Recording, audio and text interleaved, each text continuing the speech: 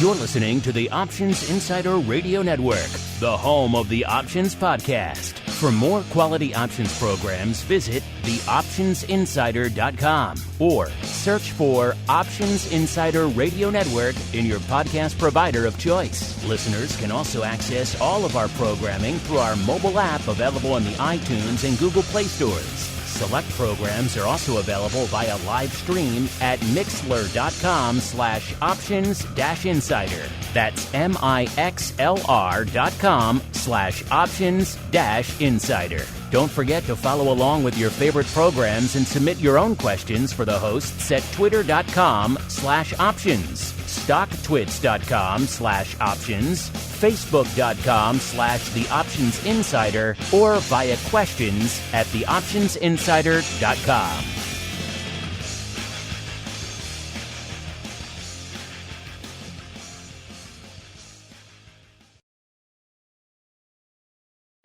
Bitcoin, Ether, Ripple, Litecoin, and more. Cryptocurrencies and other digital assets are taking the financial world by storm. This exploding market provides everything a savvy trader needs: volatility, volume, and liquidity, provided you know how to find it.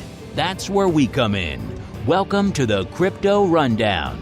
Each week, we'll break down the latest trading activity, trends, and developments on everything from coins to tokens, futures, and even OTC options. If it's moving the crypto markets, then you'll find it on the Crypto Rundown. The Crypto Rundown is brought to you by Akuna Capital. Known as the new wave in tech and trading, Akuna is a leading derivatives market maker in traditional asset classes. As one of the first trading firms to make markets on Bitcoin futures, Akuna is also proud to be an innovator in the cryptocurrency space. Through a collaborative flow of knowledge between developers, quants, and traders, Akuna designs and implements their own low-latency technologies, trading strategies, and mathematical models. To learn more about our rapidly growing firm, please visit akunacapital.com. Now it's time to dive into the exploding world of cryptocurrencies and digital assets. It's time for the Crypto Rundown.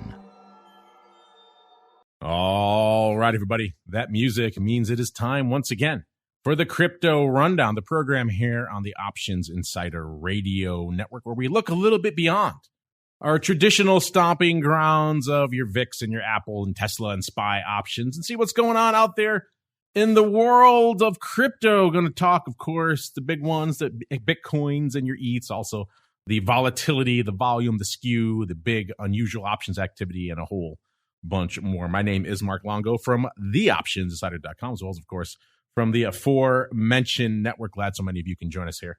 Our second program here of the new year, and already a lot going on in the world of crypto to sink our teeth into. And let's see who's joining us today as we kick it off with our first crypto hot seat of the new year. Forget about cold storage. It's time to turn up the heat on thought leaders from the world of cryptocurrencies and digital assets. It's time to take their place on the Crypto Hot Seat. All right, everybody, welcome to the Crypto Hot Seat, the portion of the program where we welcome on guests from throughout the world of crypto derivatives and indeed beyond, and proceed to pick their brains for the benefit of you, the listeners. And today's guest is a newcomer to the program and indeed to the network. He is Konstantin ANISSIMOV. He is the executive director at CEX.io. Konstantin, welcome to the Crypto Rundown program. Hello, Mark. Thank you very much for having me.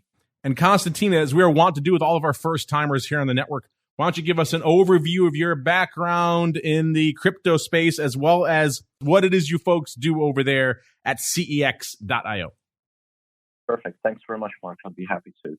So as you've already pointed out, I'm an executive director at CEX.io. I'm on the board of directors at group level of the holding of the company. So I'm responsible for the strategy, growth, and innovation of the business worldwide. And that's one of the reasons why I'm on the show, because I can equally speak. I'm based in the UK, but I can equally speak for what's going on in the US as well, which hopefully will keep it very relevant to your audience. As a company, we are one of the longest running cryptocurrency firms in the world, founded in 2013, and we offer a whole ecosystem of various products, ranging from a retail, various retail offerings, all the way to a prime liquidity institutional offering, and various other kind of more technical services like validator node creation, etc., etc. So it's a breadth of experience and knowledge within the company, I would say. One thing I do like, if you visit the cex.io website, listeners, you put security front and center. You have a big stat there of 0% customer funds lost, I should say, since you launched, Konstantin. I like that stat. That's a fun one. Yes, and I think we're quite uniquely placed. It's very easy to make that claim. We've been around for 8 years now. Very much proud of it. As you should be. We don't need another Mount Gox on our hands out there. Well, of course, a lot of our audience based here in the U.S. here. And for you guys, as you mentioned, the U.S., a bit of a newer initiative. You've been around in the U.K. and in Europe since 2013, but I believe you launched your U.S. foray back in 2019. How's that going for you guys so far, Konstantin? Oh, it's going great. Well, first of all, it's been a struggle to start with. Because, as you know, the regulatory perimeter in the U.S. is pretty complicated, and there is no federal level regulation. So you have to attack the market state by state. So it's, in essence, it's not one country; it's many different separate states that you have to negotiate with the governments of. And that process takes time and perseverance and quite a bit of capital and investments as well. So right now we can actually operate in all of the states in the U.S. I believe it's all the states apart from New York and one other state, which temporarily we are not yet allowed to operate in. So we've got very, very good coverage. What I'd say is that globally the U.S. has, I would say, either is or has the potential to be the biggest single market in the world for crypto. So for us, it's definitely a very, very important market to grow, develop, and make sure we keep adding new and new services into this market. I don't think people really appreciate how laborious it is to really launch a crypto trading venue here in the U.S. As you mentioned, unlike with stocks where you really kind of just have to deal with the SEC and whatever exchange you're listing on. With crypto, you have to go all around the country to 50 different regulatory environments, and they may want one completely different standard in Delaware versus New Mexico. So I'd imagine, Konstantin, that has to be a pretty frustrating process to go state by state and see whatever the regulators want in this venue could be completely unrelated to what another one wants. Well, I think that is just the tip of the iceberg, because once you have those licenses, then you have to upkeep them. You have to do quarterly regulatory reporting. You have to. There's a huge burden and overhead on your operation. But I think it's one of those things that, because this is one of the largest markets in the world, the way I look at it is there's still a lot of commercial interest in any business to do that. It's just not every business can have the regulatory moat is a little bit wide, I would say, in the US. And then it's not for the faint-hearted to endure. Well, you guys have been navigating those waters for some time, and you're become, I'd imagine, probably experts on the U.S. regulatory scene here. Do you foresee that changing anytime in the near future? Maybe the SEC starting to take a firmer hands on the reins to make it easier for you folks and firms like yours to have to negotiate really with one overarching federal body rather than 50 independent state bodies? I see that there's a lot of speculation right now, and there's multiple bodies within the U.S., not just SEC, who are all competing for who should crypto fall into the regulatory remit to. So I think there's interest from multiple regulatory bodies. There's uncertainty within the Senate and the government as well. However, and because of that, I cannot say what will happen and when exactly. However, if you look at what is happening in the European Union with their MiCA regulation, which is an EU-wide regulation, which will bring crypto very close to an EMI or a MiFID II, which essentially will make it somewhere in between a securities exchange or it's hard to explain. I'm just trying to think for the U.S. folks. It's kind of closer to the money transmitter licenses, but at federal level. And I wouldn't be surprised if the U.S. would follow the same trajectory, because that is the only way that you can allow for innovation to accelerate. There's another side to it as well, is when you lean towards the institutional side of things, there's a lot of interest from a whole range of hedge funds, and I'm hearing from hedge funds that even endowment funds and insurance pension funds are changing their investment charters to include digital assets. They're doing it very quietly. I'm not hearing anything in the media, but they clearly are prepping up for the ability to invest in digital assets and crypto. However, that category of customers would only touch crypto if there was clear federal level regulation. So I think there's going to be multiple pressures on the government to formalize something that works, be it from the innovation side or from the market side, retail users, institutional, et cetera, et cetera. Now, obviously, when you're talking crypto, the big dog from a market cap and from a volume perspective is still Bitcoin across the board. So I'd imagine that's dominating the tape over there on your exchange, Konstantin. But are there any other interesting products that have been popping up on the radar over there at CEX.io of late, Konstantin, that have maybe raised your eyebrows a bit and seem a little interesting? I don't think I'd be able to say exact names right now, but what I'd say in general is, for me personally, what is interesting is, as you know, Bitcoin doesn't really have support for smart contracts. Ethereum has become the de facto place, the de facto blockchain that supports smart contracts on which you can build very complex and innovative applications like the DeFi, liquidity pools, automated market makers, etc., etc. But we all know the issues with Ethereum is the gas fees and essentially inability for an average investor to even try those instruments because the fees are so high. So what is interesting to me is this whole abundance of L1 blockchain projects that's sprung up in the last 2-3 years. And they used to be startups a year ago. Now they're well-established businesses, and they're becoming very serious competitors to Ethereum. I think time will show as to which one will persevere and become whether any one of those will overturn the leadership of Ethereum or not. And the other one is with Bitcoin. I don't see that becoming in direct competition with all of these other ones that essentially become platforms for innovation. In my mind, Bitcoin is mostly used for store of value, store of wealth, and it's not used for innovation as such. It was the first blockchain. There are initiatives right now to be able to create smart contracts on on Bitcoin blockchain, but we will see if that comes to a success. It's still very early days. So I would say, look out for projects that create real innovation, make real difference.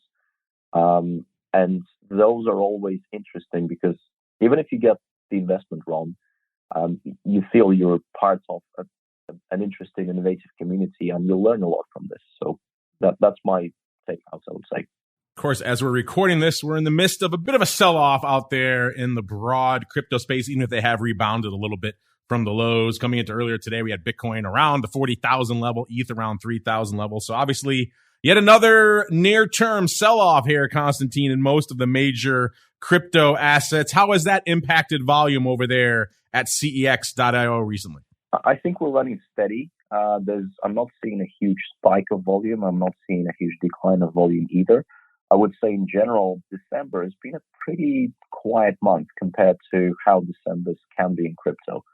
I'm not sure if the audience knows this, but crypto historically has been very seasonal. And Q4 and beginning of Q1 of the year after, they usually are very aggressive in terms of volume. There's a lot of volatility, spikes up and down. There's movement. There's kind of a lot of exciting stuff going on. This year, there's been a bit of a spike. There's now a bit of a drop, but there's nothing too crazy to generate unreasonable amounts of volume. And equally so, there's enough movement for the market not to stagnate. So for us, it's quite a nice, comfortable place to be at, I would say. Now, speaking of crazy volume and movements, this is, of course, our second episode of the year. So we've done recently a lot of looking back on the insane year that was 2021 with a lot of our guests. But of course, Konstantin, this is your first time joining us. So I'm curious for you. I'd like to get your and indeed the CEX.io perspective on the absolutely insane year for crypto and indeed Bitcoin last year. Remember, this time last year, the first week of January, Bitcoin had already broken through 30,000 and then to 40,000 and ran up ridiculous percentages just in the first month of the year. Of course, we saw a lot of turbulence throughout the rest of the year. A lot of people argue last year was really the year that Bitcoin and crypto reached the mainstream and just massive market saturation. So walk us through your perspective over the course of the insane last year, Konstantin, as we saw Bitcoin reach these insane new highs, get very volatile, come off them, rally again, and what kind of volume and uptake did you see on your platform throughout all of that? Well, you're right. I think we had a very busy November and December, and what was interesting was not only not only Bitcoin and Ethereum were going up in price, but a lot of the other projects were going up in price as well. And what was driving it behind the scenes that people didn't realize, November and December, very few realized that, is the whole DeFi community, which pretty much didn't exist in December, January. And then by sort of mid-year, the DeFi community became this huge industry with, I can't remember now, but it was probably around over $10 billion worth of capital locked in DeFi. So we had a very interesting kind of scenario where you had the mainstream cryptos get traction, then the prices receded. But as that happened, a new generation of crypto projects generated out of nowhere the whole DeFi community, which generated massive passive returns through investing in liquidity pools. And that is an innovation that didn't happen previously. So it was a complete, I would say, step innovation, even within crypto.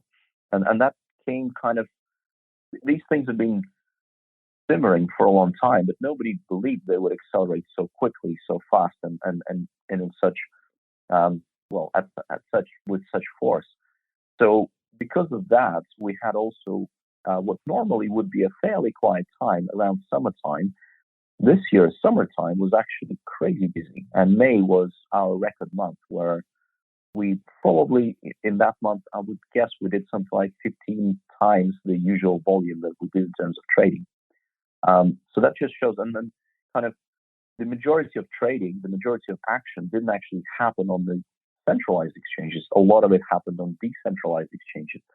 So what we got is a spill-off from the craziness that was happening in DeFi at that time. And I think that's the interesting part, how this new innovation sprung up.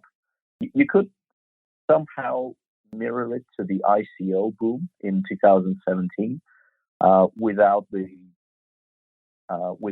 kind of the bad things that came out of the ICO. So DeFi was mostly positive with some hacks here and there, but it's very, very new innovative technology. So you kind of have to expect that there will be some sour moments as well as euphoria moments.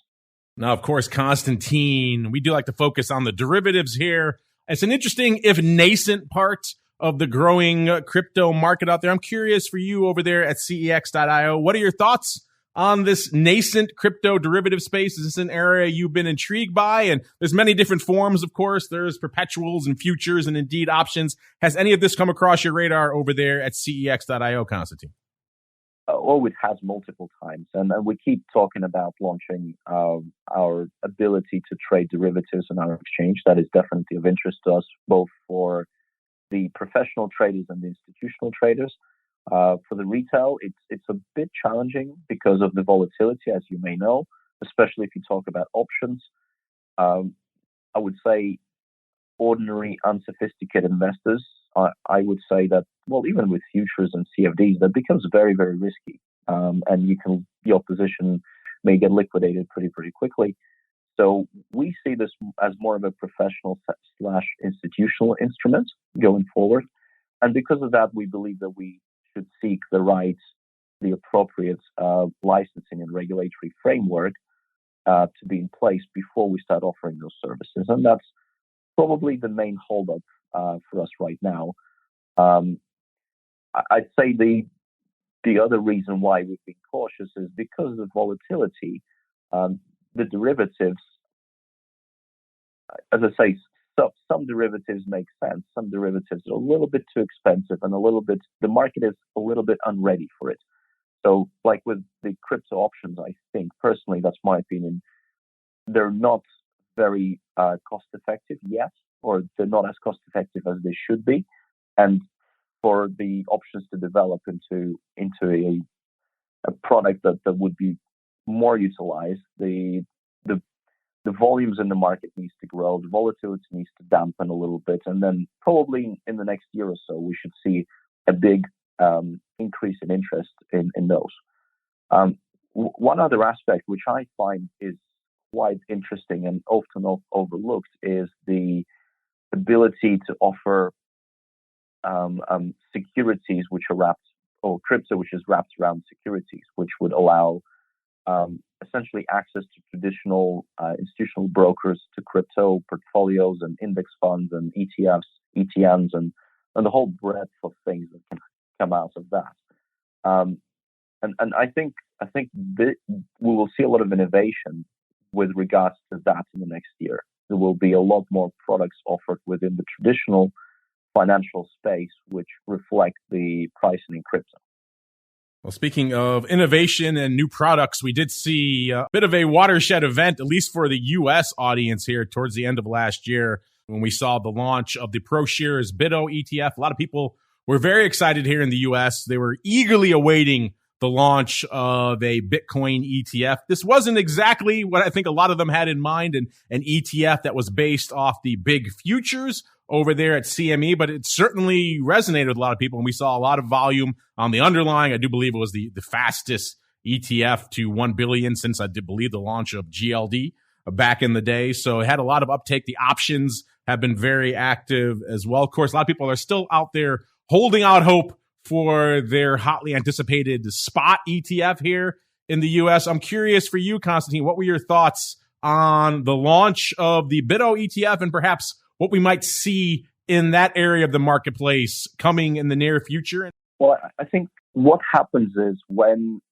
and this we've seen this with CME and with some of the other futures that were released within the crypto spaces, is the traditional finance tries to box crypto into what they're used to, and that approach has a lot of positives and goods around it. It makes it easier to get through the regulatory perimeter and all these things. However, usually that has a knock-on effect and the instrument doesn't operate as a true reflection of the crypto market. And I think this is what we're going to see happen in the near future, kind of the next generation of ETFs and ETNs and whatever the instruments would be, which will truly reflect how crypto operates. And the markets, the regulation and people's mindsets had to evolve over a couple of years for everybody to be ready for that. So I think this is going to be the year where it will become very, very easy, and I really hope that will be the case. It will become very, very easy to buy, I don't know, L1 blockchain index fund, which is linked to spot. That's what I would love to see. Well, Konstantin, I appreciate you joining us here and bringing the CEX.io perspective to the crypto hot seat for the first time. But before we go, I'd like to leave them wanting more, Konstantin. So if you want to leave them with any interesting highlights or perhaps things they can look forward to coming down the pike from you and the team over there at CEX.io in the new year, the floor is yours, Konstantin. Thank you very much, Mark. Well, we have a lot lined up for the U.S. First of all, we're introducing a lot more digital assets to our exchange. So we're widening the service of the collection of services that we offer, digital assets that we offer. In addition to that, we have various offerings that we're working on, be it staking, savings, potentially cryptocurrency-backed loans. I have to be very careful to say that we're not overcommitting here, but at the same time, these are all the things that we're looking at, and they are operational outside of the US to some extent, depending on jurisdiction. So it's only logical that we bring across the good and working products that we already have to the US. And I think the other thing that I'd like to mention is one of the projects I've personally been working on is a crypto native debit card, which as part of our new way of accessing crypto via a product called CXL Wallet, which will be a very simple and seamless to use crypto native wallet, we would like to add the ability for our customers to request a debit card. So essentially, you would be able to pay with crypto, not just Bitcoin, with any crypto at a high street shop, venue, shopping mall, whatever it might be.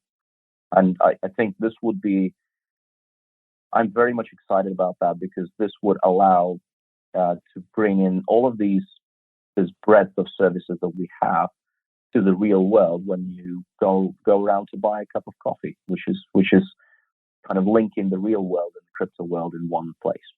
Like I said, I appreciate you taking the time to join us here, Konstantin. And if any of our listeners want to check out what you folks have to offer, where should they go? What should they do, Konstantin? Well, as you said, cex.io is the website. They can also follow me or Will Evans on LinkedIn. So my name is Konstantin ANISSIMOV, and if you search for cex.io on LinkedIn, Twitter, we're very present and active, and we're always posting some interesting things on social media. So whatever the channel your audience prefers, we're there. But our website is a good start. It is nice when the URL is in the name of the firm, Konstantin. It does make it easier to send people to it. Where should I go for cex.io? It's very easy to find. Well, Konstantin, I appreciate you joining us today and beaming in from across the pond, and we'll look forward to seeing how all of your initiatives unfold in the U.S. in the coming months. Thank you very much. All right, listeners, now it is time to keep on rolling. It is time for the Bitcoin Breakdown. It's time to explore the latest trending activity, trends, and developments across the world's leading crypto market. It's time for the Bitcoin Breakdown.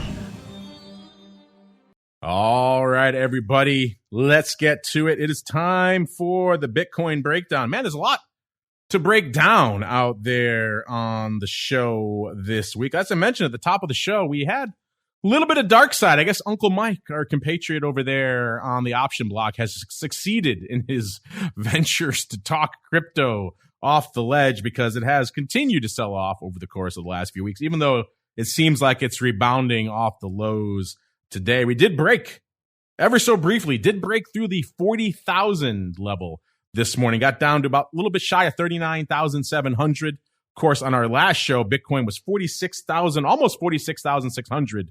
And we got as high on the 4th at about 47,500. So had quite the range on the week. And again, coming into start of today's show, almost 41,500. So having rebounded almost 2,000 points off the low of today. But we shall see how the day progresses. Of course, a little bit of downside, a little bit of action out there in Bitcoin means we've seen Bitcoin vol tick up just a little bit. It was about a 67 for your average at the money vol over there across the board on Bitcoin last week. This week, about a 69. It got up to the low 70s, about 72 at the height of the sell-off. So it wasn't like we saw a spike up into the triple digits or anything like that. By the way, these statistics and everything else we're going to talk about on the show here brought to you by our friends over there at Genesis Volatility. You can crunch these numbers for yourselves. gvol.io is the place to go to kick the tires and light the fires out there. And again, if you're even remotely intrigued in this marketplace and you're listening to a show like this, so I have to assume that you are,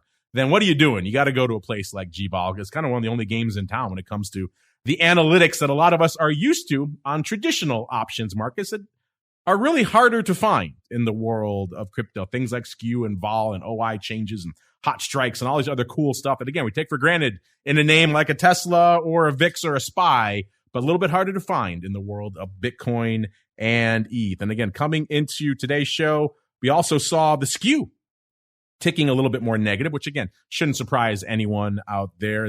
Their average 30-20 skew, that's how the G-ball guys like to look at it. They take an average of all the options from the 30 delta down to the 20 delta, and they do it in both the call wing and the put wing and take a nice average of that. And it's down to about negative 4.3. That's down exactly 5 points. It was a positive 1.3 on our last show. So I've said it before, it takes a bit of a protracted sell-off to really get the puts kicking into high gear. And that's kind of what we've seen over the better part of the last week. So puts getting a little bit of love. If you're wondering what our friend Simon Ho, what his bit vol is telling us right now, it's a similar story, ticking up a little bit from last week. Last week it was a little bit shy of 73, about a 72.94. Coming into today's show, about a 74.71. Of course, bit vol is, the analogy is essentially the Bitcoin VIX. It's about your rolling 30-day implied vol measure for Bitcoin. So telling a similar story to what we're seeing over there on Genesis. And Simon's Bit SKEW, his other new proprietary Bitcoin index, also ticking up a little bit, 91.6 on our last show, 94.1 today. That's, again, kind of getting along the lines of what you might see with your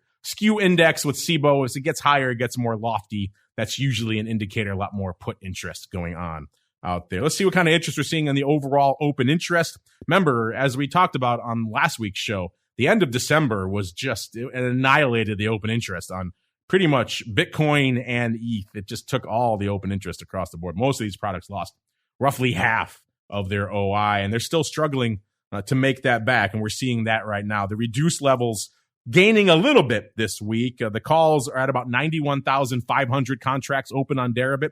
That's up about 1,500, but again, a pale shadow of what it was just a couple of weeks ago. The puts starting to get some love. All you who've been asking, what does it take to get the puts some love? This is what it takes. Some sell-offs, some protracted sell-offs, the better part of a week, including breaking through some psychological levels like 40,000. That happens, you see the puts start to kick into higher gear, and that's what we saw this past week. The puts are up to about 47,300. That brings you up about exactly 7,300. We're at about exactly 40,000 at this time last week. Remember, we saw DEES go off the board, took over 100,000 contracts with it. The rest of the months are struggling to make that back. January is now in the driver's seat with about 41,700 contracts open. It's up about 7,700 from this time last week. March number 2 with about 35,000 contracts open. It's up about 4,100. Again, you can add those both together and probably throw in a couple of more months. You still don't get to even the level that December was just a couple of weeks ago. So still a lot more OI to come back on the board. But it's interesting to see now they're at these lower levels too, where that OI is going to start popping up. We saw big changes on our top options positions for Bitcoin last week. Let's see if we see something similar this week. Last week, we saw the 50,000 strike leap to the top spot, the biggest open position in Bitcoin options on Deribit. And it remains there this week. It didn't really change much. It's about 9,100 contracts open for the top spot. It's only down about 100. So the 50,000 strike still holding the top of the top 5, at least for now, even though it's a close race. Number 2, right behind it, the 70,000 strike with about exactly 9,000 contracts. So that's up about 100. So another 100 contracts in either direction for both of these strikes, and we could see a flipping of the top spot there. Number 3 is the 40,000 strike, also pretty close, 8,800 contracts open there. That's only up a few hundred this week as well. Interesting. The top 3 spots, they're very fluid. They could change right now as we speak. And then number 4, we have the par strike. So back up to the, shall we say, more optimistic strikes. That has 8,600 contracts, up about 300 from this time last week. So again, the top 4 really are all very close, neck and neck. And then we get to the bottom of the top 5, the 60,000 strike. That has only 6,800 contracts open. That's new to the top 5. So it is a bit of a contentious race for the top spot, the 50,000 strike, managing to hold onto it by the skin of its teeth this week. Be interesting to see if that continues to be the case, or maybe if we hang out around 40,000, maybe break through it again next week. If the 40K strike, or even, dare I say it, something lower, pops into the top 5. Certainly not seeing the 200,000 and the 150s and all the other crazy stuff we used to see in the Bitcoin land not too long ago. Speaking of everything changing out there and all things Bitcoin options, again, the value of that open interest, pretty much the same as it was last week. People, again, I'm not a huge fan of notional numbers, but it's the lingua franca of crypto, even though we're starting to fight back against it on shows like this and trying to get more contract volumes out there instead. Maybe we can change the narrative a little bit. For right now, that value, that OI over there on Deribit, still around 6 billion. It was 6 billion last week as well. So not a huge change out there, even though we did see some decent volume days this past week. The 7th was the biggest day across the board, nearly $1 billion worth of notional volume changing hands. And on the 5th, we saw about 900 million. So a couple of pretty active days out there over the course of the past week. Decent activity over there on the CME front as well. We saw 90 contracts on the options front going up on Friday. Doesn't sound like a lot, but for a product that could do 2 contracts in a day sometimes, 90 is a lot. So getting up there, even though the OI of all the products at CME kind of fell off the board over the course of the past couple of weeks. Obviously, this OI on the options is down 600. That's a lot, to 1330 out there this week. So see if they can replace that here in the new year. Futures, same deal. OI coming off not quite as substantially as the options did, only down about 800 contracts. So the OI is about 11,200 right now at CMS. Still pretty light, but it's not coming off as aggressively as we saw on the options front. Again, only 10,000 contracts on the futures side going up on Friday. So kind of a light end to the week there. The micro Bitcoin futures, though, interesting story here. The OI is down quite a bit there, 15,000 to about 26,800. But we saw a lot of volume going up on Friday to maybe try to replace that. Almost 26,000 going up on Friday again. So these micro Bitcoin futures, the micro products in general, are just exploding over there at CME. And it seems like a lot of you out there, more and more of you every week, are starting to discover these smaller, more bite-sized contracts. Let's see what else you've been discovering as we head on into the altcoin universe. It's time to move beyond Bitcoin and find out what's moving the rest of the crypto marketplace. It's time to boldly venture into the altcoin universe. All right, everybody, let's do it. Let us begin our journey out into the altcoin universe. Let's start with the top 10 here, as we are wont to do. Number 10 this week is Polkadot, at about 23 billion, almost exactly worth of market cap. Again, you know the standard disclaimer. Take all these market caps with a tasty, a delicious grain of salt, perhaps a big, massive tablespoon of salt. Number 9, we have good old Luna popping back in, aka Terra, there in the top 10. At number 9, 24.7 billion or so out there. Number 8, XRP, 34.5 billion. Number 7, it's Cardano. Back to the dark side. Most of these are back to the dark side this week, listeners. At about 37.5 billion. Number 6, it's Solana. Proof that Solana can sell off. Back down to 134. It's at 41.6 billion right now. Number 5, good old USD coin, 43.75 billion. Number 4, we've got BNB. Interesting. Our old friends Binance coin over there at about 69.9, almost 70 billion. Number 3, it's Tether, 78.3 billion. You know what number 2 and number 1 are. Number 2 is ETH, 362 billion. Number 1, Bitcoin, back down to the 700B handle, 785 to be precise. Again, a far cry from the old 1T level it was at not too long ago. And coming into the start of the show, we had ETH just fighting to make its way back over the 3,000 level. Last show, it was 37.56, so it sold off quite a bit.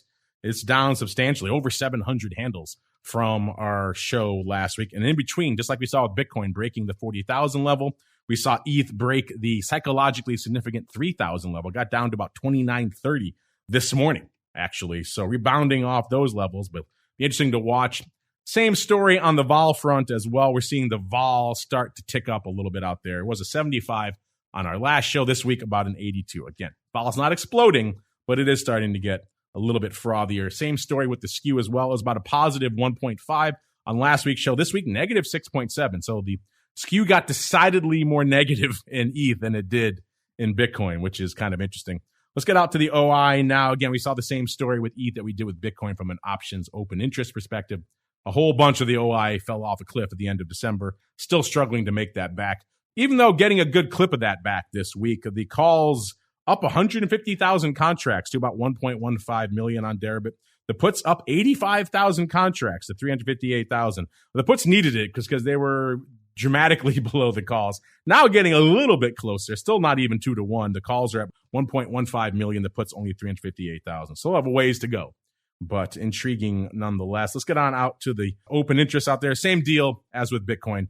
It's a similar value. We have about 5 billion worth of the notional value of ETH OI out there, which is kind of interesting if you break down the numbers for Bitcoin. Bitcoin notional value of their OI on Deribit now about 6 billion, and ETH getting up there, getting to 5 billion. Everyone who's obsessed with the flippening when ETH will surpass Bitcoin from a market cap perspective. Not quite there yet, but from a OI on Deribit perspective, they are in a much more similar conversational range. In terms of volume, like I said, I like to talk contracts whenever possible. So I'm going to start mixing that into the conversation, I think, more here as we can maybe start to turn the tide of the conversation in the crypto landscape. And the busiest day for ETH was the same thing we saw for Bitcoin, the teeth of the sell-off, not just today, but also last week, the 7th, with 244,000 contracts going up on Deribit. That's, of course, just the straight up non-block contracts. If you add up all the blocks, that's another 87,000 contracts. That was a pretty active day. If you look at it from a notional perspective, it's about 1 billion worth of notional volume going up on the 7th. So a pretty active day out there last week. Remains to be seen what today's numbers are. Once we start breaking those psychological levels to the downside, that usually equates to a lot of volume. Looking at the months out there, how you folks are lining up from a monthly expiration perspective here. In ETH, again, DECE went the way of the dodo, took a ton of OI with it. March is looking pretty firm, though, at 479,000. It's up 59,000 contracts this week. So once again, the quarterlies are leading the dance. January looking a respectable 281,000. That's new to our top three this week. And June bringing up the rear at 265,000. That's up 38,000 contracts from this time last week. In terms of where the size positions are in Bitcoin options, number one, unlike Bitcoin, which we saw, shall we say, a more relevant strike start moving in, it's still the 15,000 strike in ETH, which dominates the top five. There's 107,000 contracts open there. It's up about 2,000 this week. Then we fall off about 10,000 contracts to number two, which is the 3,000 strike. So we are starting to get more relevant strikes in there. 97,000 contracts open on the 3,000 strike. That's a newcomer to our top five this week. Number three, back to the optimism, the 10,000 strike with 95,000 contracts open. That's down about 3,000 from this time last week. Number four, the 6,000 strike with about 92,000 contracts open. That's up a whopping 22,000 contracts from this time last week. So some folks were coming to play this week on the 6,000 strike in ETH, which is interesting. And number five is the exceedingly optimistic 20,000 strike that has 91,000 contracts open, up about 3,000 from this time last week. So a lot of interesting strikes percolating into the top five there. Will the 3,000 strike, will it manage to unseat the 15K strike for the number one spot out there? We shall see. And again, what's up with all these 6,000 strike call options trading out there? We'll have to dig into that a little bit more for the show next week, see what's going on out there. What are you folks up to? What are your strikes of choice out there in the ETH options realm? Hit us up. Let us know as we move on out to the CME side. You know, CME's been making some moves in ETH of late. They still have the big dog, which is the traditional size multiplier of the ETH futures. That OI is drifting down to about 4,100, just only down about 100 from this time last week. And in terms of the volume on the futures, actually decent volume on Friday, about 5,700, which again, with the OI is only 4,100, 5,700 is a decent clip. It's where the micros, that's where the action has been. Again, these just launched a little over a month ago. If you're new to this, check out the episode we did of TWIFO This Week in Futures Options, where we had Tim McCourt from CME on the network to discuss all things ETH while they're launching a micro, all that fun. Again, they've launched on December 6th. That OI is ticking up pretty strong. It's up to about 25,500 now. It's up about 3,200 just over the course of the past week. And that's not enough. Nearly 33,000 micro ETH contracts traded on CME on Friday, which from a pure contract perspective makes it the number one crypto product over there at CME. That outpaces even the micro Bitcoin futures, which did about 25,000, almost 26,000 on Friday. So we are definitely starting to see more interest on the micro ETH front. Have you guys tried this out yet? Hit us up. Let us know. I'm curious your perspective. It's definitely the micro products are far more reasonable, far more attractively sized for, I think, a lot of the listeners of this program. It's clear with the traditional futures, they were going for the institutional and the ETF crowd, and it worked. They got the BITO product launched out there, but for the retail, the micro is the place to go. Everything else pretty much on the main altcoin universe rundown, listeners, is looking a lot lighter this week than it was last week. XRP down over a dime. It was 83.7 cents last week, 72.5%. This week, a little over 11 cents to the dark side. A Doge taking another hit. It was nearly 17 cents on the show last week, 14.3 cents coming into this week's show. Litecoin, 148.66 last week, 125.81, down nearly 23 handles over the course of the past week. Cardano taking it on the chin again this week. 134 on the show last week, 112 this week, down 22 cents. Polkadot, $30.30 last week, 23.41 this week, down nearly $7, about $6.90 or so. Solana, again, a name that has a hard time selling off, sold off pretty hard this week. It was 170.5 on our show last week, 133.87 coming into the start of today's show. Puts it off 36.64 from this time last week. And our old friend Shiba dropping, I know some of our listeners will be sad to hear this, dropping down from a 0.000033 to a 0.000027 over the course of this past week. And before we get out of here, let's dive quickly into some of your crypto questions. You've got questions about crypto. Who doesn't? It's time to find out the answers to your crypto questions. Welcome to the Crypto Questions listeners, a portion of the show where you guys take the reins with your questions, your comments. We got a little bit of time here, so let's dive into this one here from JJ. He's touching on what I was just talking about earlier in the episode. JJ wants to know, why do people quote so much notional volume in crypto? That's not the case with most options products that are all about total contracts. Yes, I agree. I completely agree. This has been a hill that I've been fighting on since we started talking about crypto many, many years ago here on the network now. And I think a lot of that, JJ and everyone else who's asked this question, is crypto still very much a nascent market. So if you're trying to sell a nascent market to new entrants, to new players, institutional, retail, what have you, you go with the more impressive number. So if you have a product that's only doing a few hundred or a few thousand contracts a day, that isn't that impressive. That isn't going to get a big fund manager or maybe an active retail player to really sit up and take notice. So you throw around a number, that's the biggest you got. And in this case, they started throwing around the notional value of what they were trading because it looks and sounds much more impressive.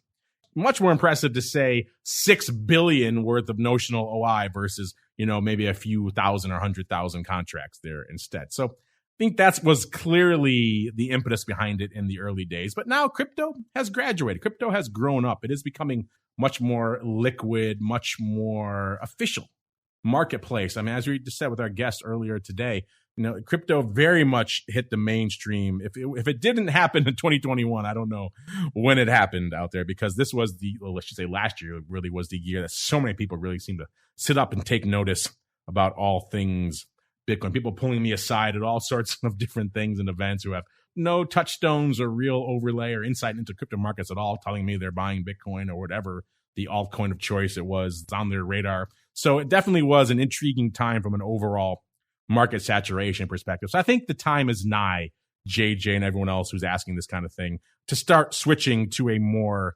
standard unit of metric, which is contracts. So we're endeavoring to do that more. Again, sometimes it was a little bit opaque in the crypto space as well in terms of really being able to source this data. Thankfully, the folks over there at Genesis Vol have a good handle on this stuff, so we can leverage that platform and get into a lot more contract specs for you guys. So that's really what interests me, the contract numbers, the raw data, not the notional value of whatever. So we've indulged the crypto space for a long time here on the show, but I think the days of those indulgences are coming to an end. It's time to talk real hard data. And the crypto space, I think, is ready for it. So I think it'll be an interesting one. Great question, JJ. And if you have questions for us, you know where to find us at Options on most of the major social media platforms. Questions at theoptionsinsider.com also works. And if you're in the secret club, of course, head on over to the live chat and get your questions in.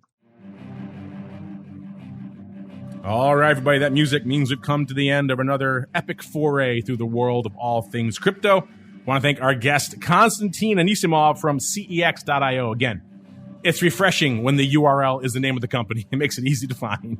CEX.io is the place to go to check out all the initiatives that he was talking about there. And again, there are a lot of crypto venues out there these days competing for your crypto dollar. This one's been around for a while, and they have a decent track record of security. So if that's a concern to you, I know a lot of people, that's concern number one. It is your money, after all. You want to be secure in those choices. So CEX.io, an interesting one to check out. And of course, you know where to go to kick the tires and light the fires on all these analytics we talked about today and a lot more.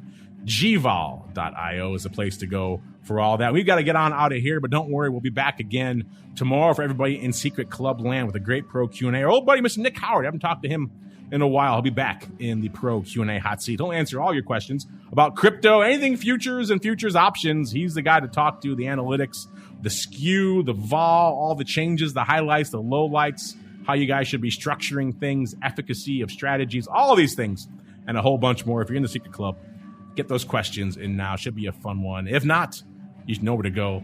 TheOptionInsider.com/Secret Club is the place to go to begin your journey to the dark side. And of course, we'll see you here throughout the rest of the week. A lot of great content here on the network, not just the Crypto Rundown, something hitting you pretty much every day, if not twice a day. And then, of course, we're back again next Monday, another episode of the Crypto Rundown. We'll see you then. This program is brought to you by Genesis Volatility, also known as GVol, home of institutional-grade crypto options analytics. Whether you're trading CeFi options or DeFi options, cryptocurrencies move. Use GVol Analytics to analyze implied volatility, model realized volatility, structure positions, and unlock alpha. For more information, visit gvol.io. That's GVOL.io.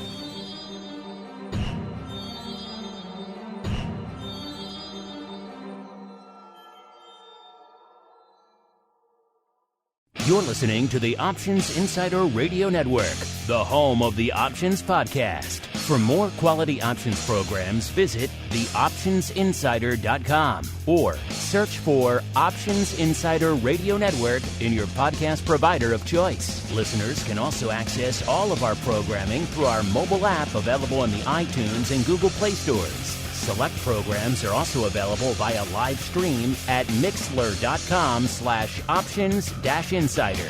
That's mixlr.com/options-insider. Don't forget to follow along with your favorite programs and submit your own questions for the hosts at twitter.com/options, stocktwits.com/options, facebook.com/theoptionsinsider, or via questions at theoptionsinsider.com.